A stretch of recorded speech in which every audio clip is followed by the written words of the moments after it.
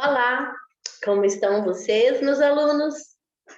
Alunos, professora Maria do Carmo, disciplina de ciências. Então, nós estamos aqui nos nossos capítulos 9, 10 e 11 do nosso livro 2, cujo tema são plantas. Nós vamos trabalhar especificamente as plantas com semente. Então, vou passar rapidamente para vocês um pouquinho sobre musgos e samambaia, mas o nosso foco é falar das plantas com semente, flor, fruto, certo? Vou pegar nosso slide 2. Falando para vocês, slide 2 aqui. Reino plantas. Falando em diversidade de plantas, né? São representantes dos vegetais musgos, samambaias, né? Musgos são as briófitas, samambaias as pteridófitas, gimnospermas representada pelos pinheiros e as plantas com flor, fruto, semente, as angiospermas. Algumas são minúsculas, com centímetros de altura, tá? Outras formam arbustos, outras são enormes, algumas não possuem vasos condutores de seiva, né? Todas elas são pluricelulares, fotossintetizantes. São os produtores de uma cadeia alimentar. Possuem células eucarionte, quer dizer, um núcleo envolvido por uma carioteca. Possuem parede celular, membrana celular, que vai dar proteção e resistência contra a desidratação. Elas possuem vacúolos, cloroplastos, mitocôndrias, citoplasma. Falando rapidamente para vocês de musgos ou briófitas, que são esses vegetais minúsculos aqui. Então, esse grupo briófitas são avasculares. Quer dizer, sem tecido para condução de seiva, por isso tem pequeno porte, 2 a 4 centímetros, né? São dependentes da água. E essa água, ela é passada de célula para célula, visto que elas não possuem vasos condutores de seiva. Elas possuem rizóides, cauloides e filóides. Reprodução. Os musgos ou briófitas são dependentes da água, tá? Dependente da água para transportar os gametas masculinos, que são chamados de anterídeos. Esses anterídeos produzem os anterozoides. E nas plantas feminina, cada arquegônio produz uma oosfera. E o deslocamento desses gametas depende da umidade, tanto da chuva como da umidade atmosférica. Passando para o próximo grupo, nós temos aqui as pteridófitas, que são samambaias e avencas, plantas que apresentam. Nesse grupo já tem o quê? Tecido condutor de seiva. Água, sais minerais, seiva bruta, elaborada, o açúcar produzido na fotossíntese. Então, eles são transportados por esses vasos condutores de seiva. Eles têm um corpo vegetal, eles têm raiz, tá? Um tipo de raiz, eles têm um tipo de caule, tá? Tem folhas, né? Então, você vai ver aqui, na face ventral desses folíolos, encontramos essas bolinhas escuras, vocês já devem ter visto, são os soros, dentro dos quais são formados os esporos, que se eles caírem no solo em ambiente favorável, como umidade, sombrio, pouquinho de calor, elas vão germinar, dando origem a uma nova plantinha. Então, olha, vocês têm aqui, ó, os esporos ou soros estão na borda da folha. Aqui elas ficam na parte de baixo, na face ventral. Agora nós vamos pegar nosso slide 4. Bom, nós temos aqui aquele desenho que mostra para vocês a fotossíntese. Então, a energia solar consegue transformar certas substâncias químicas, fazendo com que o vegetal produza a glicose, tá? Então, fotossíntese, foto é raio de sol, claridade, luminosidade, síntese, é junção, união. Bom, vou falar rapidamente para vocês aqui. A raiz, ela fixa o vegetal, ela absorve água. Essa água, mais os sais minerais, circulam pelos vasos condutores de seiva, tá? Chegam em todas as partes do vegetal. O nosso vegetal, ele possui um pigmento chamado clorofila. O nosso vegetal respira, transpira e realiza fotossíntese. Então, os gases carbônicos, CO2, ele entra na planta por uma estrutura que é um poro, um buraquinho, captura o gás carbônico. Esse gás carbônico, ele, juntamente com a água, mais a fotossíntese e o calor do sol, faz com que essas moléculas se desmanchem. H2O mais CO2, elas se separam, as moléculas ficam livres dentro do estomato, que é a estrutura onde acontece a fotossíntese. Essas moléculas, por uma afinidade química, elas se reorganizam, olhe bem, H2O mais CO2, mais energia solar, mais clorofila, vai produzir uma molécula chamada glicose, sacarose, frutose, não importa, que tem, ó, carbono, hidrogênio, oxigênio. Os mesmos componentes, ó, carbono, oxigênio, hidrogênio, oxigênio. Tá? Então, o processo de fotossíntese é o que? É a união do gás carbônico, água, luz do sol, clorofila, que vai produzir a energia que o vegetal precisa e liberando para a atmosfera a molécula de O2. Nós precisamos dessa molécula para sobreviver. Então, o vegetal, ele produz a energia que ele necessita para crescer. Nós temos algumas plantas parasitas, que elas ficam grudadas no outro vegetal e retiram nutrientes desse vegetal. Nós temos plantas carnívoras, que mesmo fazendo sua fotossíntese, elas também desmancham com enzimas fortes, elas desmancham alguns insetos que, porventura, ficam aprisionados dentro das folhas dessas plantas carnívoras. São duas outras formas de produzir ou encontrar seus nutrientes para sobreviver. Slide 5.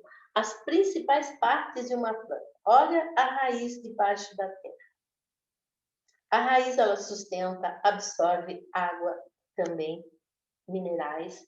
O caule transporta a seiva bruta elaborada e ela também sustenta, né, todos os ramos e frutos dos vegetais. Alguns realizam a fotossíntese, né? Alguns caules realizam a fotossíntese. A folha, ela respira, transpira e realiza a fotossíntese também. Então, a organografia vegetal, né? As partes que são da manutenção da planta, essas partes vegetativas, raiz, caule e folha. Aqui nós temos uns exemplos de plantas de regiões áridas, regiões de seca, que elas não têm esses caules, certo? Mas elas têm vasos condutores de seiva, mesmo você olha e fala, é uma folha ou é um caule? É um caule diferente, né? Agora nós vamos falar do terceiro grupo, gimnospermas. São plantas vasculares, assim como as pteridófitas. Elas têm semente, seus órgãos reprodutores são visíveis, possuem cones. Olha aqui, minha gente. Cones ou estróbilos, masculino ou feminino, tá? Elas têm sementes, não tem frutos, tá? São plantas representadas geralmente por árvores robustas como pinheiro, araucária, cedro, sequoias. todas representantes das coníferas, né? Esses vegetais possuem esse nome por causa da sua forma. Como essas plantas, essas árvores, elas não têm flores, você sabe que a flor atrai agentes polinizadores pela cor, pelo cheiro, pela fragrância que aquela flor libera, atraindo agente polinizador. Então, essas gimnospermas, elas dependem do vento e da água para ocorrer a fecundação. Então, nós temos aqui, no caso desse pinheiro, araucária, o estróbilo masculino, que é esse, e o estróbilo feminino, da uma conífera, né? Aqui nós temos o quê? Uma seta indicando as folhas modificadas, que vai produzir esporos. Então, é uma forma diferente aí de fazer com que as estruturas masculina e feminina se encontrem. Então, existe o quê? Uma árvore que ela é feminina. A árvore inteira feminina só tem esses estróbilos. E a outra árvore, que pode estar do lado ou longe, ela é só masculina, ela só produz estróbilos. Então, essas duas árvores, cada uma com a sua produção de gametas, ou masculina ou feminina, precisam que, através do vento ou da água, ou do próprio ser humano, precisa que esses pólenes se encontrem para ocorrer a fecundação. Vejam aí que é diferente, né? Chegamos agora, minha gente, ao último grupo, as angiospermas e suas flores. Esse é o último grupo, é o grupo que oferece muita alimentação para todos os seres do nosso planeta. Então, elas representam o mais recente dos grupos vegetais que surgiram na Terra, compondo 2/3 de todos os vegetais conhecidos, tá? As únicas plantas embriófitas com representante no ambiente marinho. Então, nós temos angiospermas dentro da água, lá no mar. São as únicas com flores de verdade, flores verdadeiras. Portanto, as únicas com frutos verdadeiros. As flores permitiram a polinização pelos animais e os frutos fizeram com que animais também participassem da disseminação das espécies dessas angiospermas, né? Às vezes o animal transporta a semente no pelo, porque gruda nas penas, ou até o animal, ou a ave ou o animal como aquela semente tem uma proteção incrível contra a acidez do estômago. Quando o animal defeca, aquela semente ela sai inteira dentro das fezes, depois ela germina. Bom, todas essas são situações de vantagem para o grupo das angiospermas. A flor. O que é uma flor? A flor é uma folha modificada. Portanto, as únicas que podem ter frutos, certo? As flores permitiram a polinização do esporófito. Quem faz a polinização? Animais, tá? Animais, né? Ser humano também. E o que é perianto? É a reunião do cálice, da séfala, da corola, das pétalas que são coloridas, do cálice e corola juntos, que vão formar o perianto. Então, vejam aqui, ó, tomatinho. Esse tomatinho, ele tem flores. Essas flores vão ser fecundadas e vão originar os frutos. Aqui nós temos margaridinha. Ela pode soltar semente, né? E brotar, como essa outra florzinha. Para que serve essas flores? Nesse caso, os animais comem. Os animais, os insetos, sugam o néctar. Aqui nós temos um pé de berinjela. Então, a berinjela tem uma flor amarela. Essa flor vai ser fecundada e vai produzir um fruto. Dentro do fruto tem semente. Serve para quê? Comida, alimentação. Vamos pegar agora, slide 8, vamos falar um pouquinho das flores. Quando nós voltarmos a trabalhar no presencial, minha gente, nós vamos para o laboratório, eu vou trazer flores para vocês olharem as estruturas masculinas e femininas, tá? Isso é algo que vai acontecer quando voltarmos. Tem plantas que são hermafrodita. Você já lembra que é hermafrodita por causa da aula anterior. Hermafrodita tem as estruturas reprodutoras feminina e masculina. Olha aqui, ó, gineceu. Olha o gineceu. Estrutura reprodutora feminina. Olha aqui, androceu. Olha o androceu. Pólen. Percebe? Essa flor adulta aqui, ela é hermafrodita. Por quê? Aqui embaixo fica o ovário dela, ó, ovário. E aqui em cima fica as estruturas masculinas. Quando esse pólen que fica aqui na antera amadurece, ele cai aqui dentro do estigma, percorre o estilete, chega aqui dentro e aí ocorre o encontro de células gaméticas. Vocês entenderam? Quando a flor começa a murchar, é porque já houve a fecundação aqui dentro do ovário. O pólen, que é a estrutura masculina, cai aqui dentro, fecunda aqui dentro o óvulo, dentro do ovário, as pétalas caem e vai começar a formar um novo fruto. Olha aqui, minha gente. Ó, o ovário, recebendo aqui o pólen, fecundou, caiu as pétalas, formou o quê? A nova fruta. E olha a semente, que depois vai germinar e vai dar origem a uma nova planta. Então, aqui vocês têm, ó, óvulo, o ovário, olha o estilete, o canalzinho por onde vem a antera, por onde vem o pólen. Olha aqui, minha gente, eu estou falando para vocês de flor hermafrodita, masculina e feminina. Vou ver se eu tiro a minha imagem daqui de cima. Tem hora que eu não consigo tirar. Opa, consegui. Bom, nomenclatura floral. Quanto ao sexo? Ela é hermafrodita, ó. Parte feminina, masculina. Olha aqui. Agora aqui ela é masculina. Ó, o que ela tem? Ela tem essa parte aqui que produz o pólen. É o estame, né? Olha aqui, ó, só masculina. Só masculina. Olha agora aqui a feminina. Ela tem o quê? Ó, estigma e o ovário. Ela vai esperar que algum agente polinizador traga o pólen para fecundar ela. Ela vai esperar, tá? Então, essa é a nomenclatura de uma flor hermafrodita, só masculina, só feminina.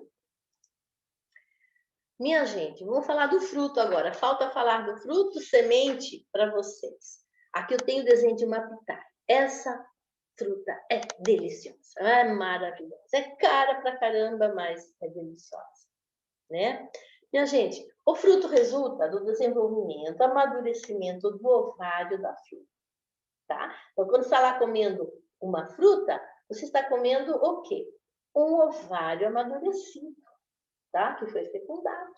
Então, cada semente proveniente de um óvulo fecundado tem por função originar uma nova planta. E a semente? A semente, vamos ver onde que eu estou aqui, porque eu parei de falar a semente, né? Opa. Semente resulta do óvulo fecundado e desenvolvido, tá? Então, fecundou o óvulo, ele desenvolve, ele origina o quê? As estruturas que vão reproduzir futuramente e originar uma semente, um novo vegetal. O que seria disseminação? Disseminação é a dispersão da semente. Pode ser feita pelo vento. Quando é feita pelo vento, nós chamamos de anemocoria. Por animais, zoocoria. E a água, hidrocoria, tá? O que mais que falta falar para vocês? Vamos falar um pouquinho da disseminação, né, minha gente? Quando surge uma nova planta, significa que as condições aonde aquela semente caiu, elas são favoráveis para a germinação, como a umidade, a temperatura, a luz, o oxigênio, tá? E cada um desses elementos varia de uma região para outra e também interfere no desenvolvimento das plantas, que cada planta tem uma adaptação. A seca, ou o frio, ou o calor são sérios contratempos para que uma semente germine, tá? As sementes possuem pouca água e para germinar passam inicialmente por um período de embebição, tá? Então a água vai fazer com que certas estruturas estufem, se rompam, permitindo que haja a formação de um caulezinho, uma raiz e uma folhinha. Aí ela sai e vai crescer, né? Aqui nós temos uma futura folhinha quando ela for germinar. Que mais que nós vamos falar para vocês? Bom, nós vamos aprofundar um pouquinho mais no último capítulo, que vai falar para vocês frutos e semente na página 51. Alunos, vocês têm aí na página 47, 48, 49, 50, algumas questões sobre o nosso assunto, tá? Vocês já estarão recebendo já o livro 3. Portanto, alunos, não deixem suas atividades atrasadas. Façam, garantam suas notas, para vocês não terem problemas com o encerramento do nosso terceiro bimestre. Qualquer dúvida, me chame no prevê, entre na plataforma, vou colocar vídeo para vocês, textos lá. Então, bons estudos, um grande abraço e fiquem na paz.